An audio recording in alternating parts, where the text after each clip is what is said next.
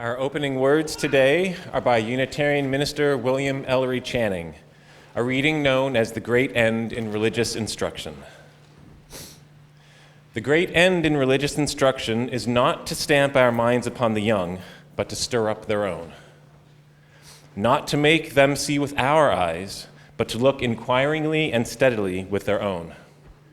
Not to give them a definite amount of knowledge, but to inspire a fervent love of truth. Not to impose religion upon them in the form of arbitrary rules, but to awaken the conscience, the moral discernment. In a word, the great end is to awaken the soul, to excite and cherish spiritual life. We light our chalice today in honor of the light of reason and understanding accessible to us all, that it may illuminate our lives and help us all choose a more just and loving way of being together.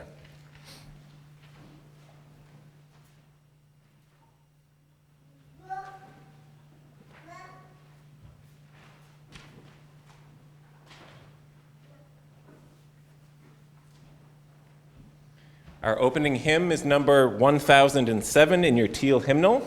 There's a river flowing in my soul. Please rise in body or spirit.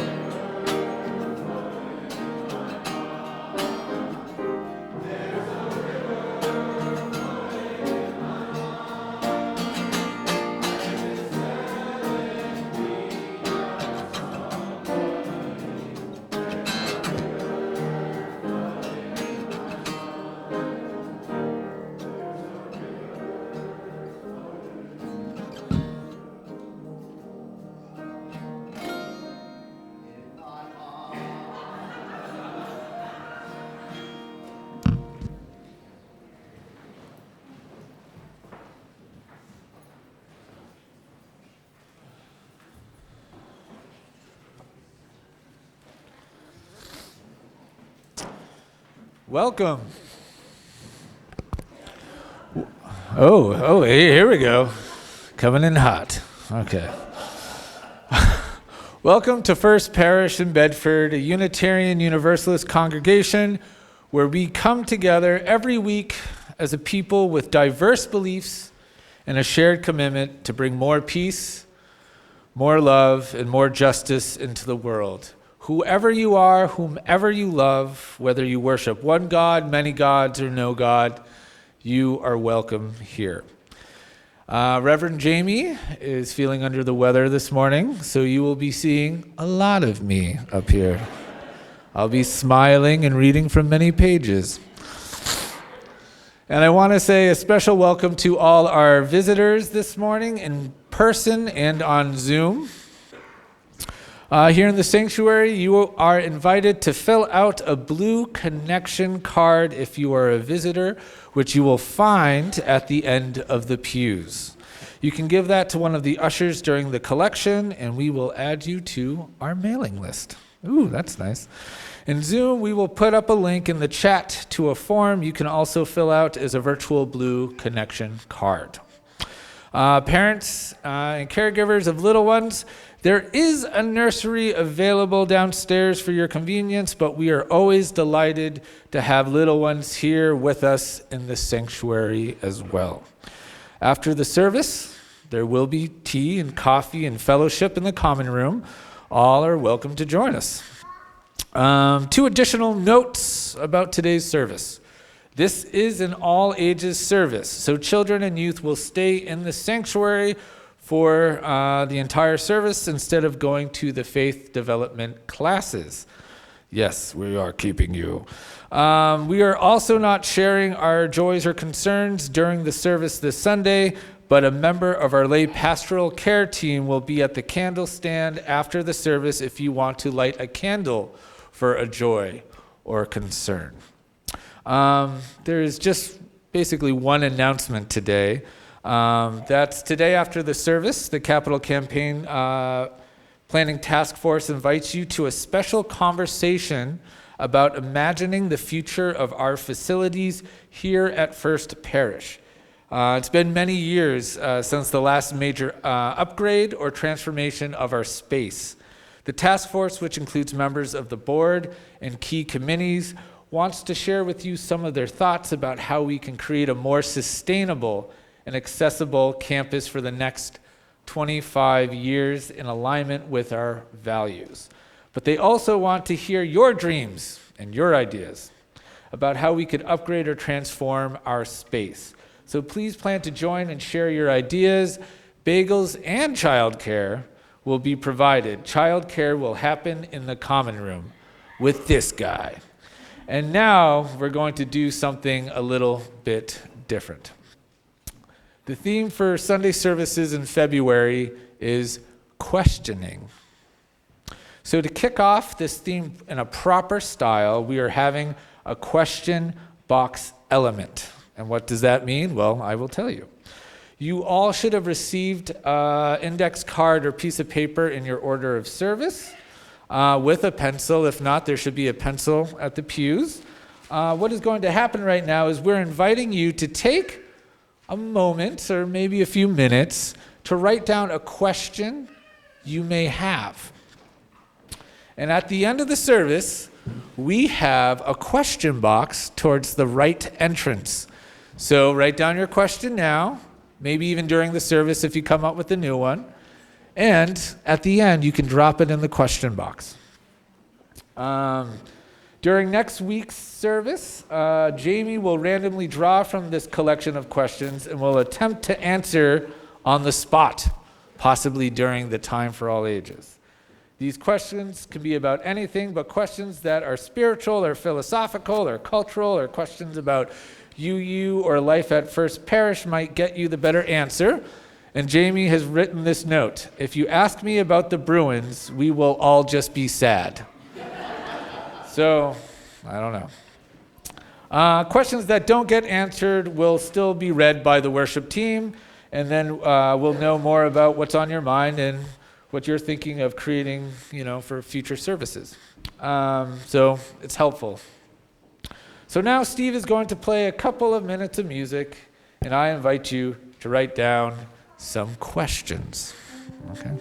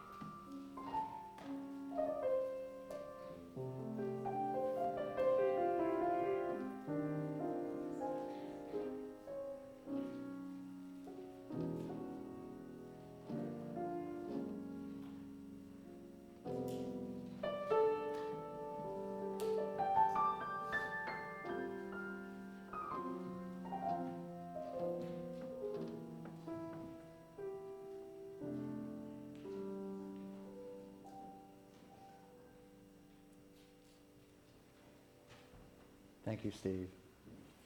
Please rise in body or spirit for the unison affirmation.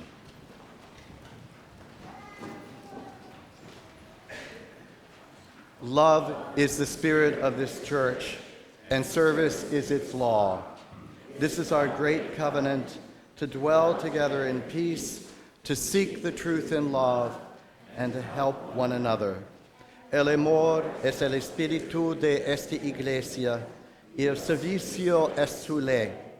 Este es nuestro gran pacto, vivir juntos en paz, buscar la verdad en espíritu de amor y ayudarnos los unos a los otros.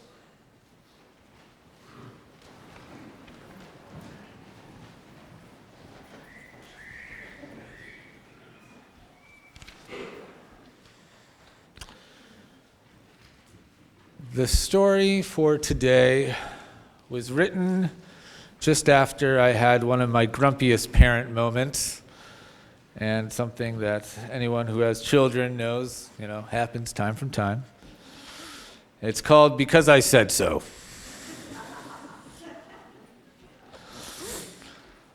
On a cold winter's morning, Abe looked outside, his eyes open wide at the sight of fresh fallen snow. He exclaimed to his dad, "Let's take the sleds for a ride." But his dad just shook his head no. "Dad, but why?" Abe quickly replied. "The backyard is covered with snow." His dad stepped him aside, his eyes now open wide, and said, "Abraham, because I said so." Abe did not like this answer, not at all, not one bit. Abe thought he should cry, throw a toy, throw a fit, but decided to find something else he could do until his dad came around, that old cranker Magoo.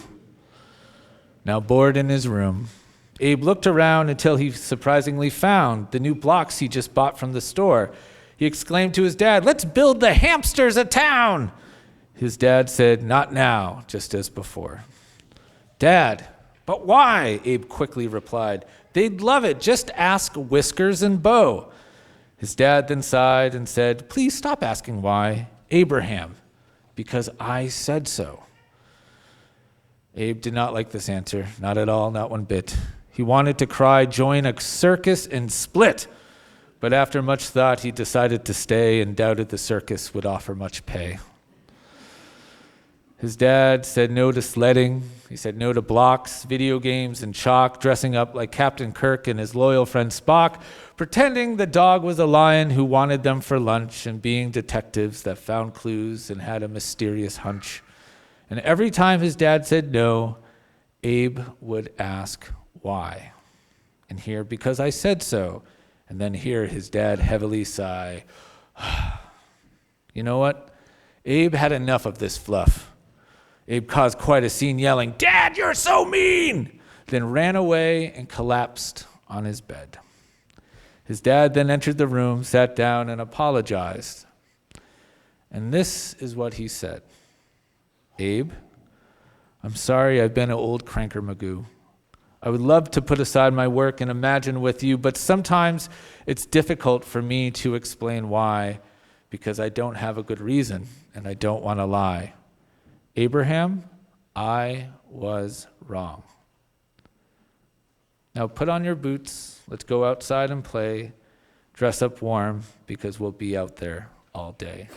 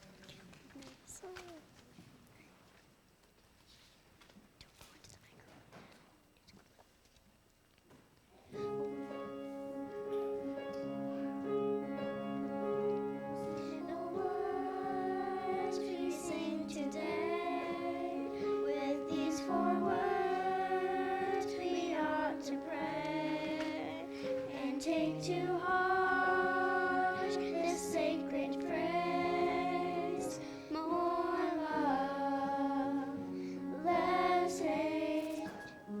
It seems so easy on its face for words to heal the human race, and yet we struggle to create more love, less hate.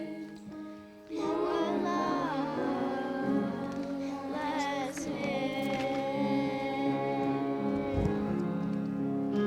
For love we stand. More love in this land.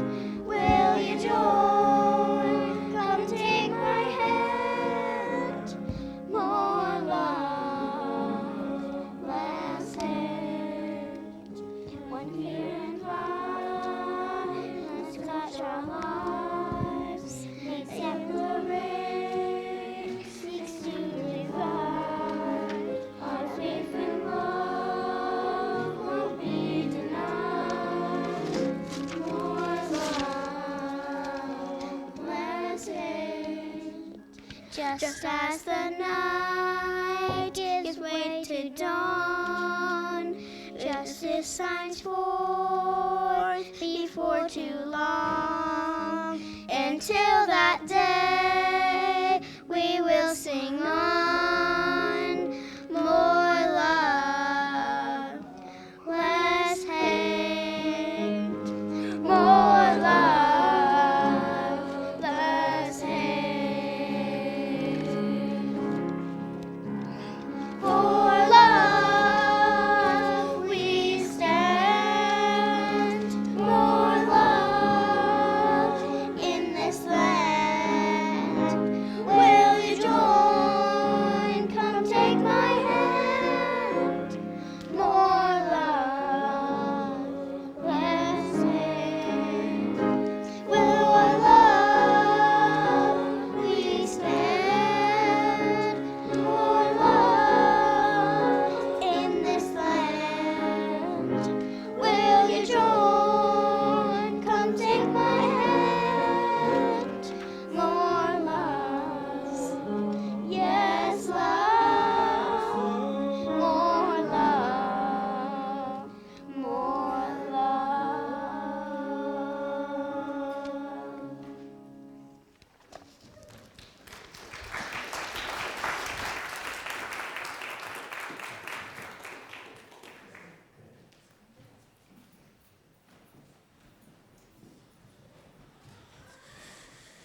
Hello again.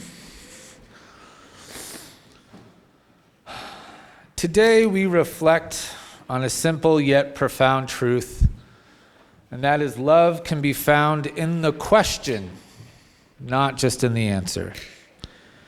We see in the poem about young Abe and his father. On a cold winter's morning, Abe's excitement is buzzing. The snow has fallen, and the world is full of possibility. So he asks his father, "Let's go play in the snow." And yet his father responds with the same words every time. "No, because I said so."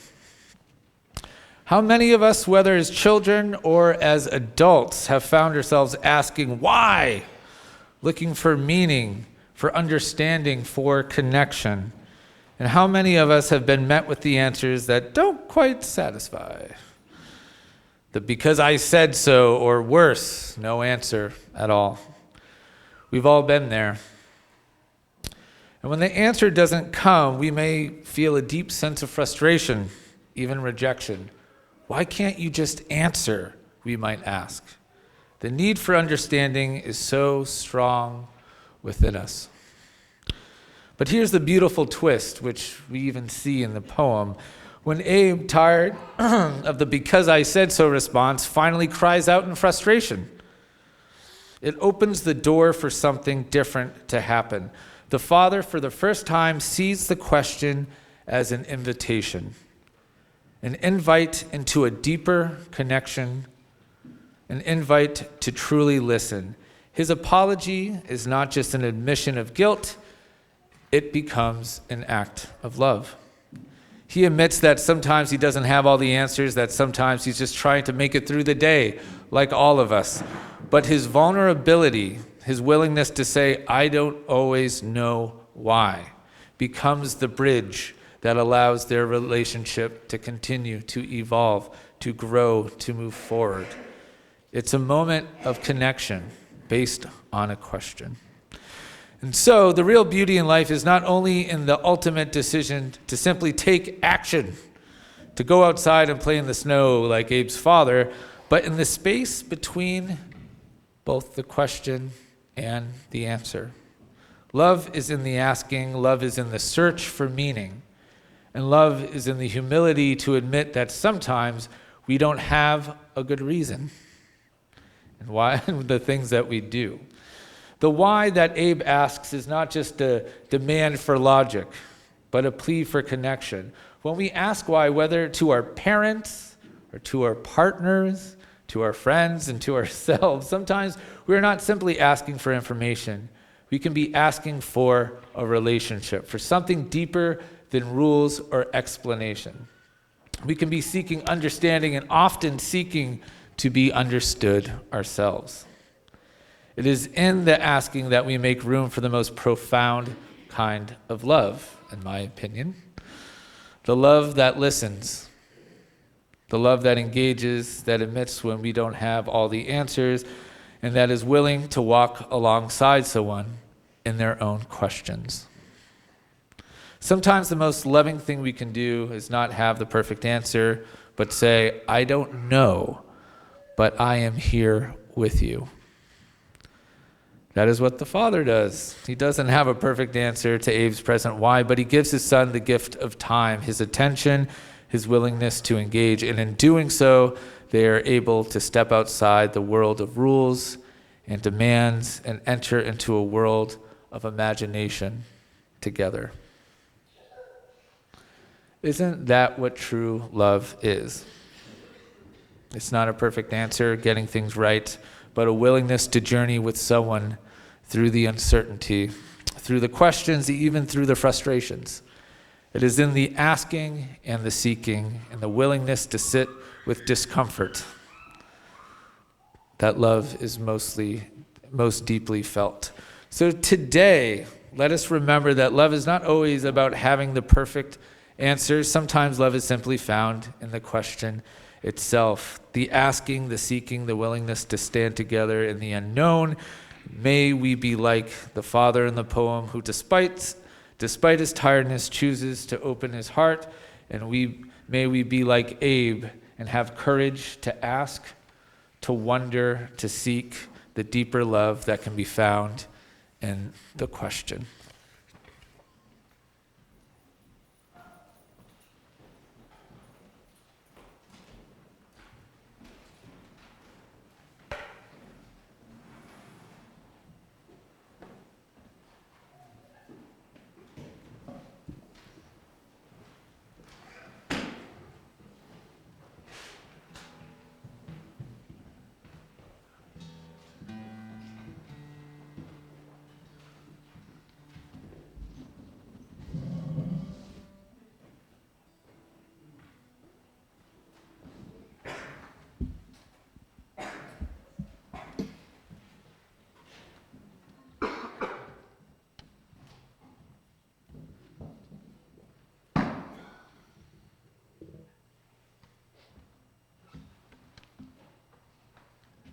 This is a song by the UU singer-songwriter from Minnesota named Peter Mayer called Do You Really Want to Know? So that's the question he's asking.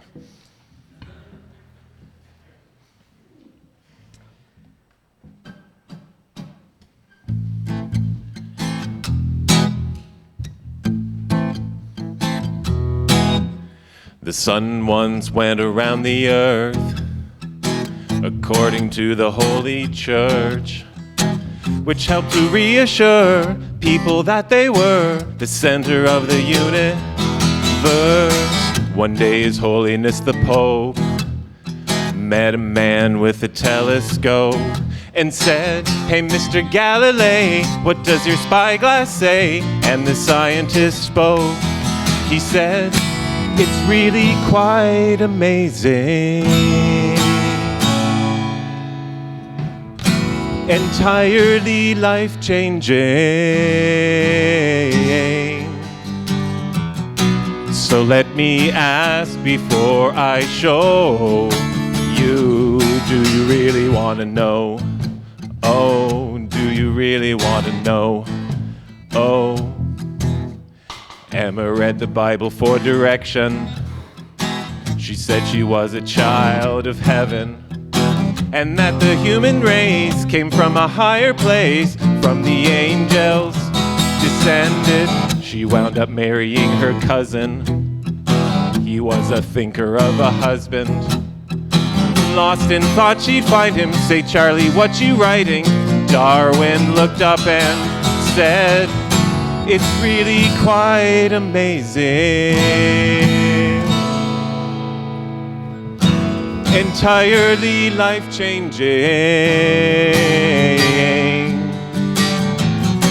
So let me ask before I show you, do you really want to know? Whoa, do you really want to know? Oh, do you really want to? Let knowledge like a breeze in through the door of your belief. Blow through the rooms and the corridors. Knock cherished heirlooms to the floor. The wind can raise the roof sometimes and leave you blinking at the sky.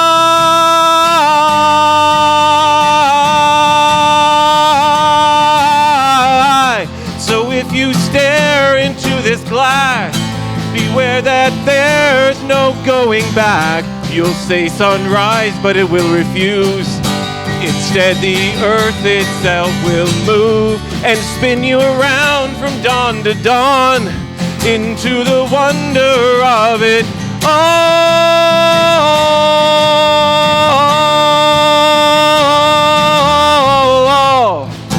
Whoa, whoa,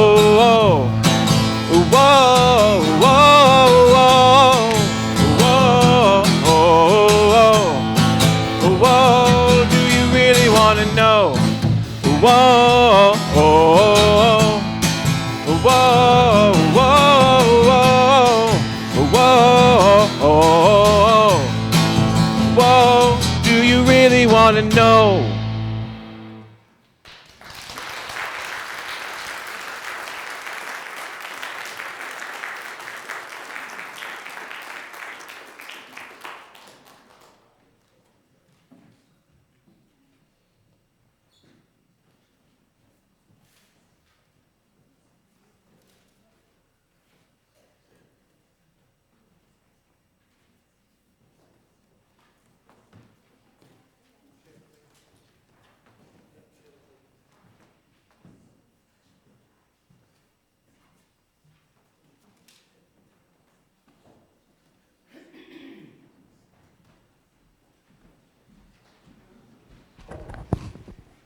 Morning, everybody. I'm Lee Vorderer, and about 25 years ago, a woman named DJ Prowell, who used to go to this church, invited me to visit with her in Lowell with an organization that she had just become connected to, and it was called UTEC. I spent the morning with her visiting with a number of programs, and we had lunch with a few of the guys who were being served. They were, I would say, in their late teens. They had been active in gangs. One of them had been in jail. And I was astonished. I'm not easily astonished, but I was astonished. They were forthright. They talked about what their lives had been like. They talked about what the choices were that they felt that they had and the choices that they felt that they didn't have, and how UTEC had woven into their lives a way to look differently. So I've been in touch for the last few years, and it seems to me it's time for all of us to know a little more about it. So today, Judy Normandin, who is the grants director from UTEC, is going to talk a little bit more about her experience and about what UTEC is doing now. Thanks. Judy.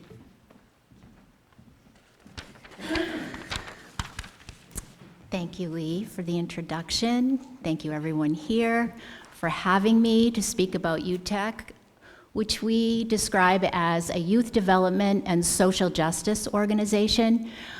Just a little bit about myself. I'm an empty nester from North Andover here with my husband, Rob, this morning. Both of us have found a great sense of purpose in nonprofit work after careers in other areas. We worked in the corporate world. Each of us had our own small businesses for a period of time. And now, as Lee mentioned, I've been director of grants at UTEC for 3 years, which has been extremely rewarding. This morning, very short, don't worry. I could talk all day, but I won't. Just wanted to share a little bit about our mission and values. Give you 3 examples of young people who have benefited from the services of UTEC, and then provide you with some ways to get more involved if you find that this work resonates with you. The official mission of UTEC is to ignite and nurture the ambition of our most disconnected young adults in Lowell, Lawrence, and Haverhill to trade poverty and violence for social and economic success. So the big things to remember about UTEC and what makes us unique, we focus in on ages 17 to 25. It's a period of brain science now, brain development known as emerging adulthood. And secondly, we focus on those who are most at risk for being harmed or causing harm in their communities. So as Lee mentioned, this is young people who are out of school, they've been involved with gangs, or oftentimes returning from incarceration.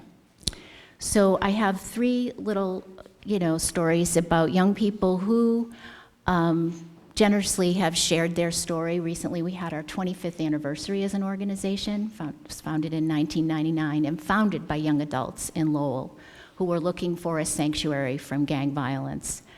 The first is a young man named Aiden, who I've worked with. He became, interested in UTEC when he was incarcerated. Our staff reached out to him with notes and letters and visits, and it caught his attention because nobody else was reaching out to him. He felt very alone, and he has since engaged with our program. We have social enterprises which offer paid job training and certifications and all kinds of wraparound support like mental health and helping people get their high school equivalency. He engaged with all that. He's done very well and has really put himself out there with the culinary training, and his goal is to be a chef. He's well on his way, and I can personally attest to the cooking. The second person I wanted to mention is Shantae. I had the opportunity to sit with her at a luncheon. She's now in her early 30s and really benefited, in her opinion, from the safe space that UTEC offered. She was involved with the criminal justice system as a really young girl, and just really appreciated the positive adult attention, the mentors. And now she shared with me she's in a household with her 2 younger brothers who are in high school and not involved with gangs. And she said, I made sure they learned from my mistakes. Third person I wanted to mention is Marcos. I was just on a Zoom call with him Friday. He became acquainted with UTEC 7 years ago. I think he's about 25 now. And he, one of our workers, Carlos, our street outreach workers, got in contact with him and formed a relationship. And Marcos has been in the program, out, in, out, to the point where he finally found something that really resonated with him, which is our community organizing and advocacy work. So we work in coalition with other organizations around the state to try and address the barriers and the problems that kind of get to the root causes of why these young people ended up in trouble in the first place. And a little over November 2023, Marcos was able to be at the signing ceremony with Governor Healy for a new law called no-cost calls. And this is something we had been advocating for so that people who are incarcerated aren't charged for their phone calls. So he got to see that whole process, and I think he even got to sign something. So It's really great to see the evolution and for young people to find their own voices. We invite them, they're never forced. It's through relationship building that this works. It's hard work, and for these successes, there are so many more who, are having trouble engaging or finding their way, and that's the work. So why am I here? I just thought I would give you a few options. There's Share the Plate, and I just wanted you to know that any donations that you make will go to stipends for the young adults so that they can be paid for their job training, which allows them to focus on this. Emergency temporary housing for those who might not be safe, and hopefully adding another mental health counselor to UTEC. These are our immediate needs. So you can also go to our website, sign up for more information, or make a donation there. And third, if you want to go deeper, I could literally talk for an hour. If you want to go deeper, reach out to me, and we could schedule a meeting where I can invite my colleagues who could go deeper into one aspect or another, depending on your interests, and finding ways where you could help more through philanthropy or other ways. And lastly, I'll be here after the service. So feel free to say hi. Thank you.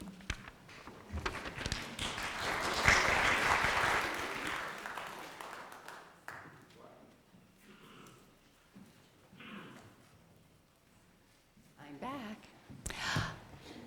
Our church is involved in very many important, big social justice issues. Many of you are deeply involved in those. One of the things that Share the Plate does for us all is remember that some of us are involved in smaller social justice issues. Not smaller in terms of importance, certainly not smaller in terms of impact, but smaller in terms of scale. Today's one of those days, and it's time, no surprise, for the collection in our service, and I hope that you will all feel moved to be generous toward the opportunities that UTEC presents to a number of folks in our communities that don't have that many options. Thank you. Our collection will now be taken.